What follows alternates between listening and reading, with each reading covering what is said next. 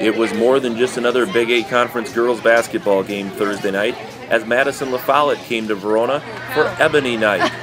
It was part fundraiser, part celebration of Ebony Nettles-Bey, the Verona junior guard who has been battling cancer.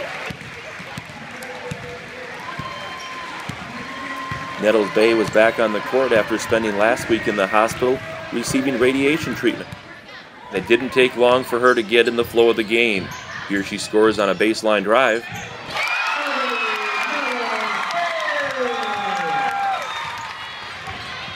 And when she couldn't finish at the end of this fast break opportunity, Nettles-Bey grabbed her own rebound and fed Kira Opsel for an easy 2, all part of an 8-0 run to start the game for Verona.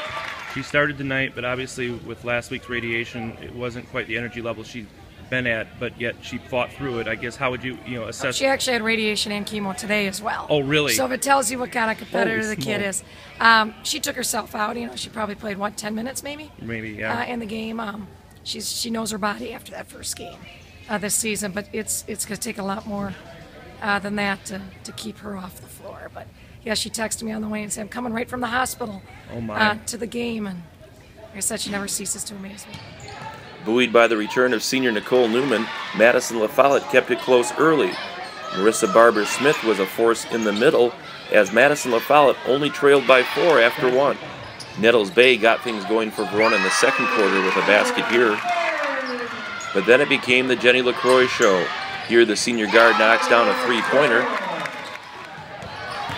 And then Alex Leering forces a steal, passes ahead of LaCroix, who finishes on the layup. The 6'1" Leering finds LaCroix on a cross-court pass for another 3. And then Leering calls bank on this 3-pointer as Verona finishes the half with a 10-point lead. It's so good to play a good game in a tough situation. How did you feel tonight? It was quite a week for you, wasn't it? What was last week like for you? It was a little rough, but tonight I just felt like happy. I had a little bit of energy, but I maintained. Verona maintained its edge in the second half. Here Lexi Richardson finishes off a Marley Campbell feed. And then Richardson kicks it out to LaCroix, who knocks down her 4th 3 of the game. Verona's defense got it done again in the second half, and the high-low game was working as well. Here Leering fades Grace Mueller for an easy 2, as Verona closes out a 17-point win, 47-30 over the La Follette Lancers.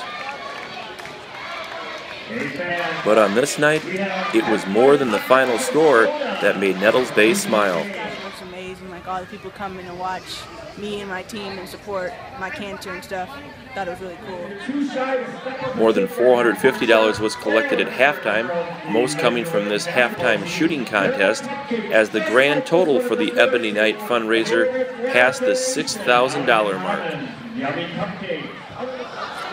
One of the largest student crowds of the season turned out for the game, as fans young and old showed their support for Nettles-Bey and her fight against cancer.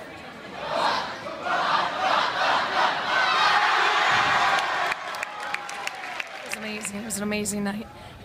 She didn't know quite what everything was going to be this big, and it was just a real testament to the type of kid she is and the kind of community we have here for all these students to come out and support her. It was touching. And pretty classy, La Follette in the same shooting shirts you guys have. Obviously they bought a set. Yep. I mean, that's pretty neat to see other teams step up for you guys. It is. It's amazing. Belleville's bought some, Columbus, Lodi, schools that we don't even play against.